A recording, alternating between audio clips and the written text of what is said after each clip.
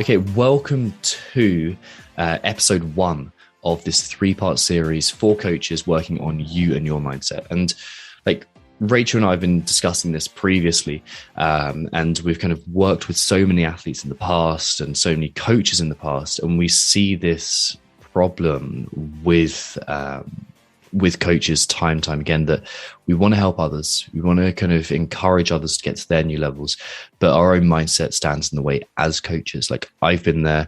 Rachel, have you been there? Oh yeah, for sure. Yeah, definitely been there. Well, we've definitely been there ourselves. I've personally really struggled with burnout, which is something we're going to touch on. I've definitely lost the love of training too, and it's felt like a chore.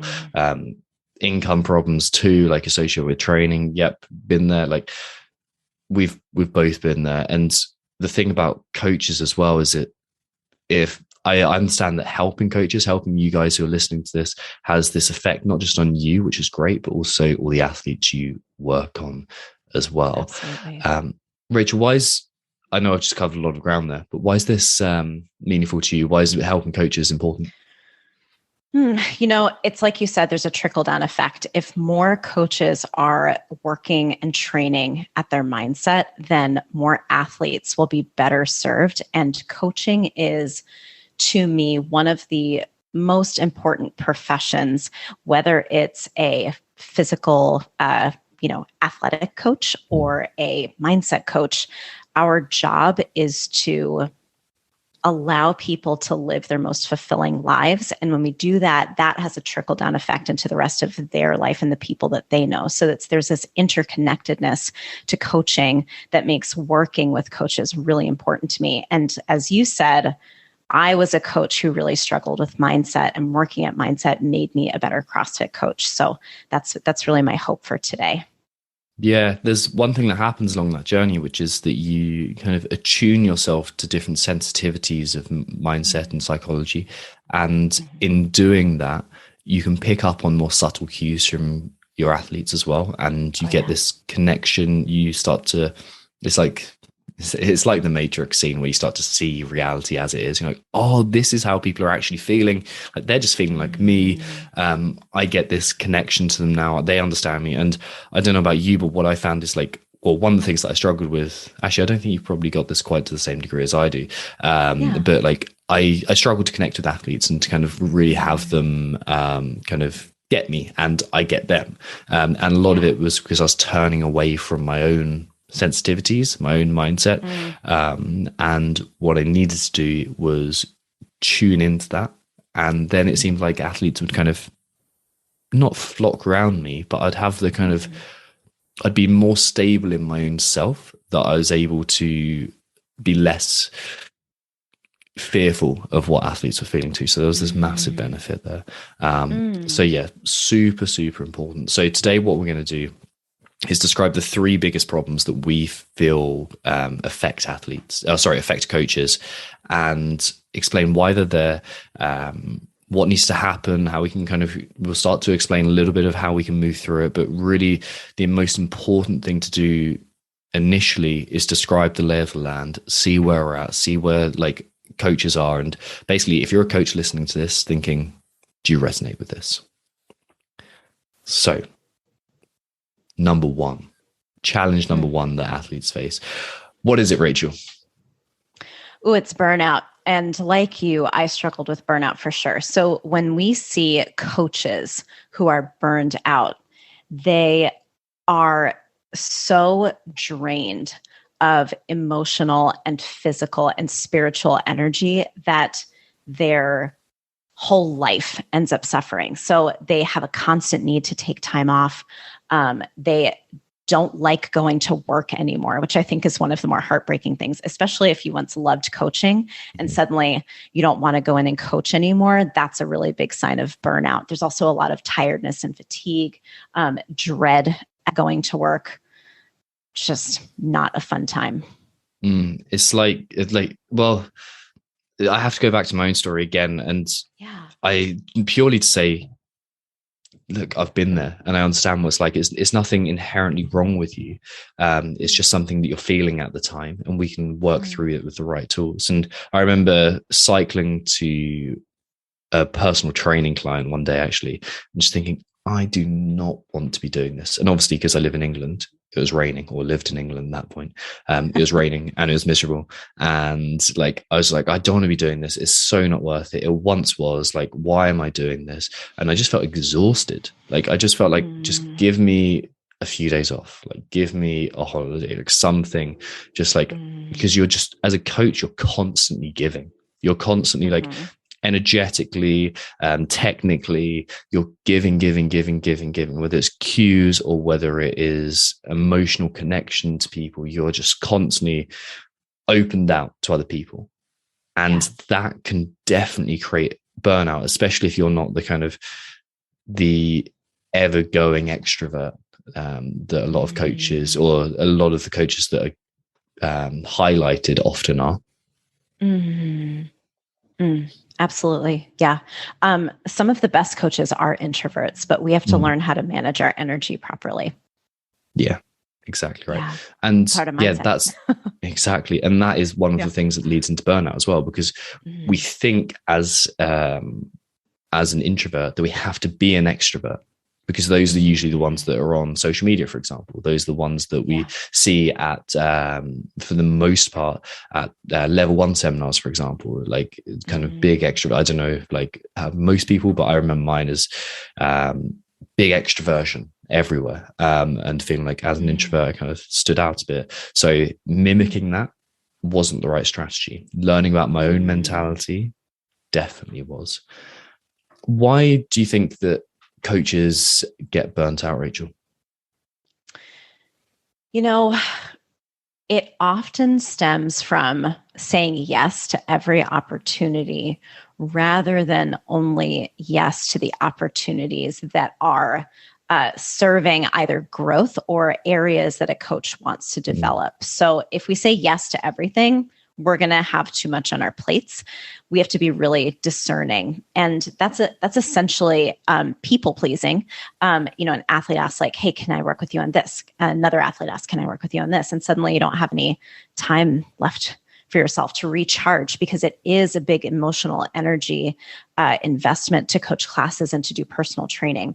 So that lack of alignment and honestly, inauthenticity and a lack of boundary setting is a reason that burnout occurs. There can also be belief systems around not being good enough, and so always needing to say yes. And there's only one way to coach. So like you were saying, Tom, I always have to be like on and like in this extroverted state, which is not natural to me. And so it's actually even more energy expenditure. Yeah, I recently posted about that in an Instagram post about leaning into your authenticity. It's like there's only one version of you.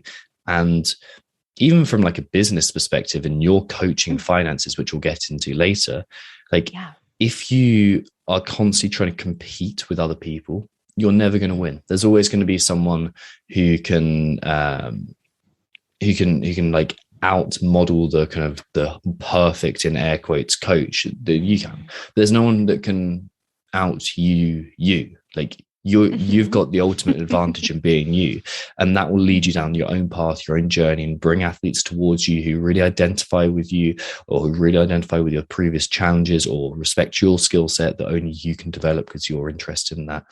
And that's really like where you've got to go. There is like, okay, authentically, who are you? Can we get your actions aligned to that? Because otherwise you are going to feel like you're pretending to be someone else the whole time. And that is going to result in that kind of no emotional energy, always fatigued, essentially burnout.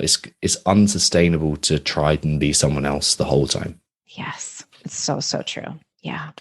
There's this element of people pleasing, which I think is worth drawing out, that you mentioned just then as well. It's like, if we don't know our own vision, if we don't really know what makes us tick as an individual, then we're going to go around saying yes because we value other people's opinion more than we do. And we can look to external authority rather than trusting our own internal authority, which again, if you're constantly running around like thinking, oh, am I right? Am I not right?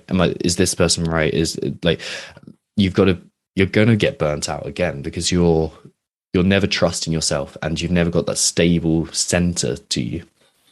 Yes, 100%. You're going to be pulled in every direction if you don't have your own inner magnet. That's going to be Exactly. that's my metaphor today. Yeah. Yeah, it's like a stable part of you. That stable part of you that is just solid and unmoving. Otherwise, you're flitting about everywhere, like trying to fulfill other people's needs as opposed to your own needs. And therefore, naturally, they don't see how tired you are because they're tired yourself. So it's going to feed into your burnout. Yeah. If we don't get a hold of this, if we don't do something about it, we end up quitting coaching, essentially. Like, this is something that I've seen, like, you must have seen it as well, Rachel, like good coaches, people that you kind of, actually it happened when I went away to Canada and came back to the UK like 2.5 years later, and I'd go in touch with a few people. I'm like, oh, what are you up to now? And it's like, oh, I quit coaching. I couldn't handle it. I just felt exhausted. Like I needed I needed a break from it. And it's really sad to see, because these weren't poor coaches. In fact, they're some of the better coaches that I knew, but they just seem to go, you know what, screw it, I'm done with this. And you could tell from speaking to them that it wasn't what they wanted. Yeah, that's especially heartbreaking when we see it happen with coaches who are not only good at coaching, but who loved coaching at some point. So you lose something that you love. Yeah, that's the common pattern. You like start coaching, you absolutely love it. You get your level 1, you get your first few sessions that you're covering at another box, and you're like, you suddenly transition from just an athlete to an athlete and a coach, and you kind of start to like say, oh, you're picking up all these new skills, exciting coaching all these new people, and somewhere along the road you realize you're trying to be someone that you're not, or you are in this world of like, I've got to sacrifice and give everything in order to get where I want to get to. And I can never take time for myself, or something along those, or you end up saying yes, instead of like, no, like this is about me. And you end up quitting job, or I think just as bad, maybe even worse as well, is you end up miserable and not giving good service to people, and everyone senses that you're emotionally checked out, but you're still doing it and you're still coaching people because of this sense of obligation. Yeah. And then you create that cycle of, I don't like doing this, I'm doing it. People are not responding to me. I'm not responding to me. It's just that like vicious cycle of misery. Yeah. Exactly right. Yeah, a vicious cycle of misery. No one wants that from their coach. That's not the vibe that I want. When I turn up to a 6 a.m. session, I do not want a vicious cycle of misery. It's my nickname for the assault bike. That's good. I like that. You like that? So burnout is the big one. Like that's one we see up front. And it's like, we're going to get to income, because I know that is the thing that so many coaches struggle with. But first, let's touch on something that's so closely related, which is losing the love of training. When I put out an Instagram poll of coaches, what do you struggle with most? Losing the love of training, losing the love of being in the gym, losing the love of coaching. That was in there. This thing that you once adored, this thing that was once such a keen part of your identity, becomes something you not quite loathe, not quite despise, but are kind of ambivalent towards. You don't have that stoke that you want to. You're not excited to just grip that barbell and go for a PR. You're not like enjoying the process. Like how do you see, or what do you see when coaches have lost the love of training or love of being in the gym? Yeah, the thing that you said about like someone who once loved lifting is no longer completely stoked to like pick up the barbell and grip it and rip it. The other side of that is losing the love of training can also look like a coach who, goes in and trains. They're like maintaining their training schedule, but they are so frustrated with lack of progress or frustrated with any type of setback or failure. They almost take it really personally. And that creates this, like, it's no longer fun to train. It's just this source of pressure where like you have to perform, you have to be perfect when you show up to your training session. Yeah, this idea of coaches have to be perfect and coaches have to be in every possible way better than their athletes. We know that's not the Yes. case. Otherwise, Justin Medeiros would also be a coach to everyone else. Like Yes, that's that's not the right. way it works. That's really not the way it works. Like you can't be better than your coaches. Better than your athletes at everything. Yeah. But this idea of like perfectionism or like I've got to be better than my athletes. I've got to be this constant striving for success and constant linear improvement. Like it's funny because you'd never tell your athletes to do that. If your athletes had plateaued for a month or two, you wouldn't go, oh, like just give it up. You wouldn't say like just stop training. You would say like, okay, give it some time, give it some patience. And it's often like you don't take your own advice, which is like one sign you're losing love of training. Like you don't take your own advice around like nutrition, recovery, training, resting. Like all of it. Resting is a huge one. So that's one of the things that I personally see. What else do you see when a coach has lost the love of training? Yeah, that desperation to get out of the gym because you're just sick of the environment. And that can be tied to that burnout, right? So it's just like, I have been looking at these same four walls for whatever amount of time, and I just cannot like look at it anymore. I have to get out of here. Yeah. And you can see why. If you've been there since 5:30 in the morning and then you've popped out some like a snack quickly at 10:30 and you're doing the lunchtime class as well, and you've been there for forever, like the last thing you want to do is like one of the best places I've coached, but also one of the hardest physically was CrossFit Aldgate. And the reason why is just because it's underground. So it's in the middle of the city and there's no light coming out there, which meant that long shifts in there were like tough, but you'd have to like, you did it by getting out and getting back in, like getting out into the daylight and kind of, this is what the sun looks like, that big yellow thing in the sky, that which is sometimes there. And it's like not always, not always. But like I'd look around, you see coaches struggling with this a lot, like losing the love of training, and it feels like again that imposter syndrome of like, am I really going to be good enough, or like do I deserve to be here if I'm not better than my athletes? Are they going to catch me out? Are they going to see me for who I really am, which is not this fit superstar? There's also this piece around like, if I train hard, are people going to catch me out that I'm just not as fit as I could be, as I feel I should be, in air quotations. They may even be missing, like trying not to train with classes because they don't want to be seen training around classes. You bring up imposter syndrome, and I think it's almost this issue of, we know that coaches need to set the example, but there's this mismatch between setting the example through your results and your performance and setting the example through your character and what you're like teaching athletes about process and growth. So that's like a big thing that we end up working on mindset with coaches.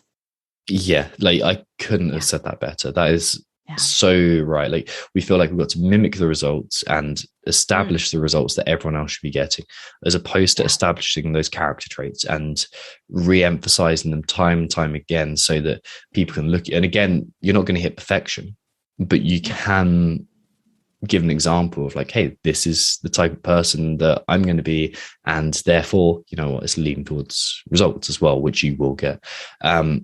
Losing the love of training, I think, is also created through this toxic productivity piece of like, I'm constantly giving, I'm constantly kind of mimicking this, or not mimicking, I'm constantly putting this effort out, but I'm not taking the time to solidify myself and relax and recover and rest, all those things that we know we should be doing. It's like that constant productivity, this idea that you get up at, again, very early for coaching, go to bed very late, and in between those hours you are effective, producing, like from when you're coaching classes, that's constant time where you're like giving out energy, and then you kind of finish, and then it's you do some admin to catch up with some income again for the next piece, like we're going to talk about that, but like, okay, I'm going to do some admin or some cleaning in the gym to make up some more, and then I'm going to do my social media stuff, and then it's lunchtime classes, or I've got a few PT clients in between, and then I'll quickly go out and grab some food, and then you're back into the evening classes, and it's just this, it's hard work, and this idea that I've got to be productive. If I'm not productive, it shows that I'm not good enough is something that coaches struggle with. Well, and I know coaches who work full days at the gym, right? 8 hours, 9 hours at the gym, a full schedule. And then we'll go home and we'll answer emails at nighttime. And again, it's that idea of like, I'm in a service industry. And so I have to be like responding to people immediately. So there's a lack of boundary setting between like, I have office hours and I actually need to rest in order to give my best work. Absolutely. And there's like linked into that idea as well of like, this is what a good coach should be like. So in service based world like this, I should be there the whole time. Like who said, like if you're in any other service industry, like they wouldn't expect the same person to get back to you like straight away. They'd think, okay, there's shift patterns and someone will get back to me in the time that works for them. But also linked into that as well of like, there's this idea that a good coach should be the sport CrossFit model. Like they should be able to snatch whatever. They should be able to do ridiculous number of toes to bar. They should be competing at the sport. But if that's not what is authentically and individually salient and important to you, then it's not going to drive you. It's not going to be exciting to you because it's not resonating with that fundamental part of you, and therefore you will lose the love of training. Like you will lose that excitement, that enjoyment. Yes, absolutely. Because you're seeking an extrinsic external reward, this like fitting in idea versus embracing the process and being intrinsically rewarded by something that you just love to do for the sake of doing it. Yeah. My coaching went through a sketchy patch where I was coaching all right. I think I was enjoying it. And then I started to lose the love of training and started this grind. And at that point, I started Brazilian Jiu-Jitsu. And having a different interest in training was enough to take my mind off CrossFit for a few hours a day. And it was enough to invigorate my interest in movement again. And it gave me this kind of interest in, this is me, this is exciting, I'm doing this just for myself. I'm not thinking about how am I going to transfer this to when I coach people. I'm just thinking about like the next move or the next piece that I'm practicing, and that in turn made me a happier coach. It made me a more effective coach, and it made me a coach that had a bit more energy to give as well. For sure. Okay, if we don't fix this losing the love of training, where do coaches go, Rachel?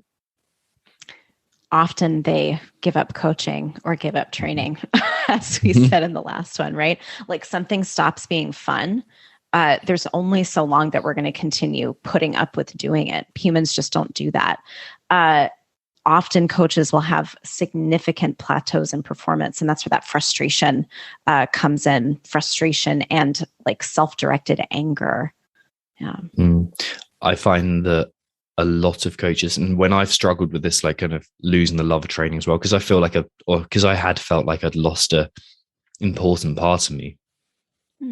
I began to see, I began to get more conflicts I need to with loved ones. I think that's probably the way to put it. I was like, started to be more tense at home, started to feel agitated. And when we've worked with coaches as well, we see this, like they're not getting on as well with their spouses or their families or their friends, because they feel like they've lost a bit of them. They've lost like an authentic part of them. And we also see this as well, like if unchecked, leading into injury, poor performance, like kind of getting sick and unhealthy. Because if you're not training, if you're not loving training, you're not going to train as much. And if you do, it's going to be with half effort. So you're not going to be in good health too. And like that puts you in a, like, it's more, a lot of coaches are coaching because they want to live that healthy lifestyle. And it stops becoming healthy. It stops becoming authentically healthy and starts becoming something else. This mimicry of a lifestyle that they feel they should, they should be producing, and it's not authentic to them. Yeah, absolutely. I want to say too that if we are not enjoying training, but we're coaching athletes through their training, it's really hard for our coaching to be good if we're not enjoying training ourselves, right? If we're not feeling that, motivation and drive, how are we going to, inspire our athletes? Again, not through our performance, but through our character, right? Yeah. Mm-hmm. Exactly right. Some of the best coaches that I've ever had have been not they wouldn't have as high numbers of me in the open, for example. We wouldn't be at that same level of performance, but they've been able to see something in me and connect with me in a way that's got far more from me than some of the worst coaches that I've had, who have been technically brilliant but awful communicators, or technically brilliant but in no emotional connection whatsoever. And like, athletes are after connection. They're not after technical knowledge. Like, everyone is after connection. So true. So the big one, what is the final, I think everyone could guess this as well. I think everyone, whether they are a CrossFit coach or not, what is the big thing that coaches struggle with when it comes down to mindset? It's not making enough income. It's having a lot of financial pressure, and having that sense of, I'm never able to make enough money. I'm working so many hours and I'm so tired. And somehow I still have to work more in order to make more money. There's this constant need to, like, you're scraping by and you're just not able to catch up. Yeah, like, it's this constant financial pressure of it feels so horrible as well, because you're like, when's this going to break? If you had a regular 9-to-5 job, or if you were paid a regular hourly wage and you had that many hours, you'd be financially, at least you'd go, you know what, I'm like, at least financially I'm safe and stable. But with coaching, there's always that kind of those highs and lows that come along with that. And some of it's always linked to, like, I'm not going to profess that mindset is the only thing that holds people back in terms of income. There's logistical elements too. Like, some coaches and some head coaches and some affiliate owners can only pay a certain amount. Some, depending on where you live geographically, like, you can only charge a certain amount. Like, if you live in New York or London, you're going to be able to charge more than if you live in the remote parts of the world. So that comes into it, but mindset is also a huge part of it. And like, I know personally as well, like, because of what I learned as a child around financial success and lack thereof, I mimicked patterns that were unsuccessful and considered the normal, and absolutely fundamentally believed that I was doing the right thing. And then I've looked back and gone, hey, you know what? Actually, I was making so many mistakes there because of the belief that I had.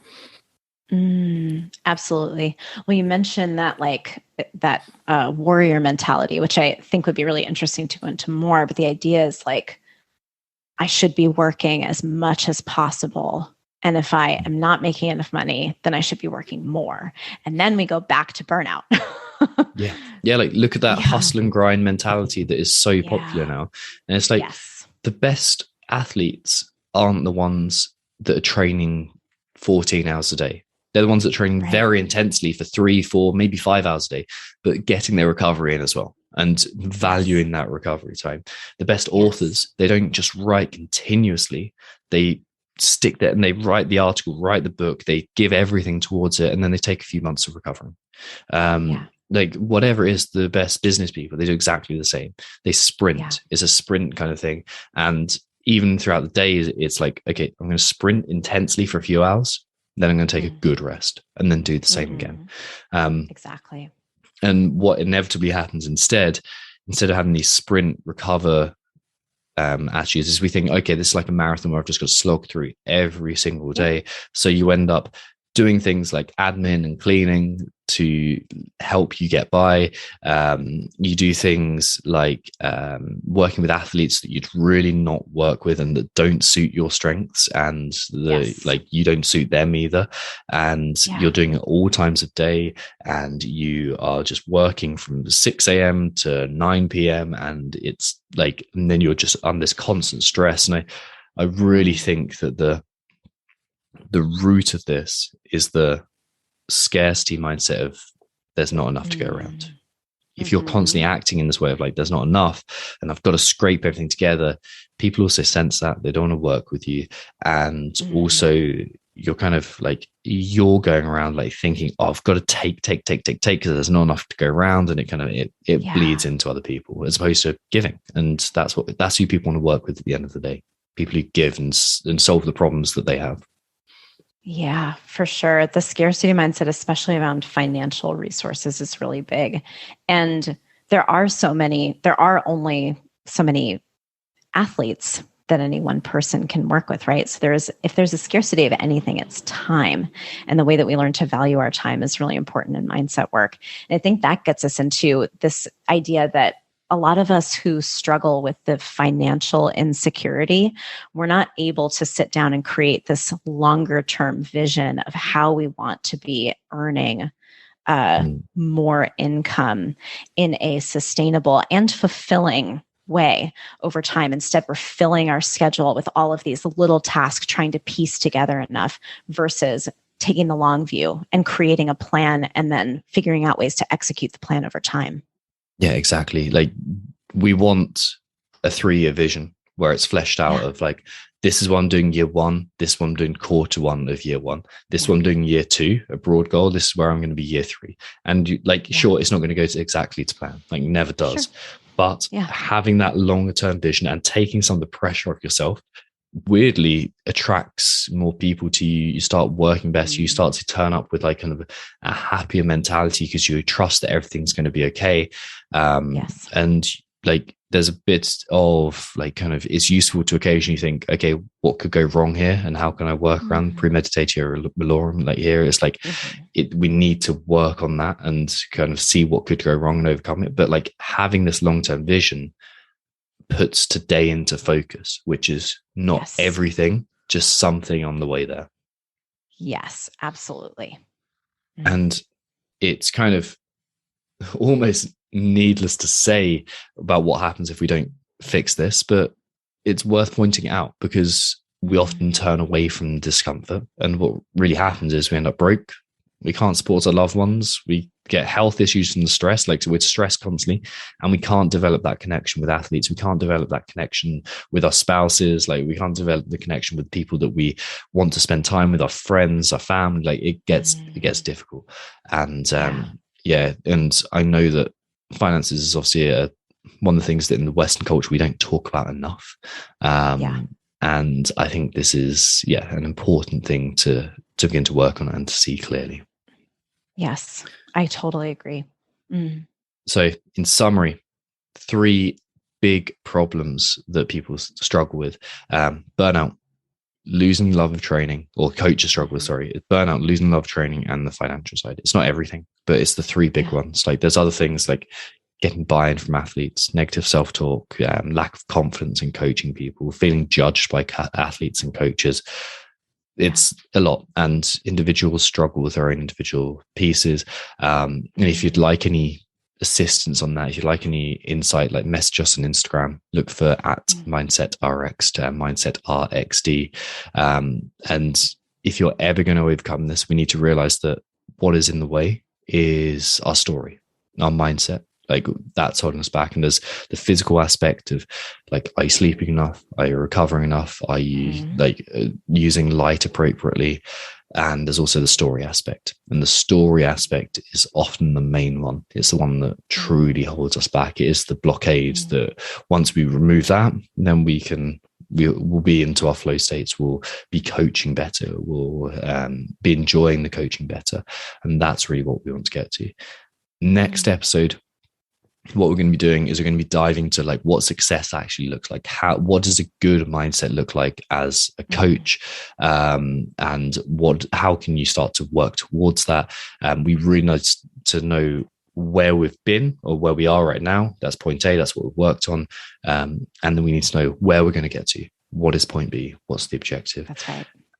Anything to add to that, Rachel? I have nothing to add to that. Well, if you've been listening to this and you're a coach and you are interested in learning more about your mindset, then I'd recommend messaging us on Instagram. Like I said, Mindset Rx'd, Mindset Rx'd.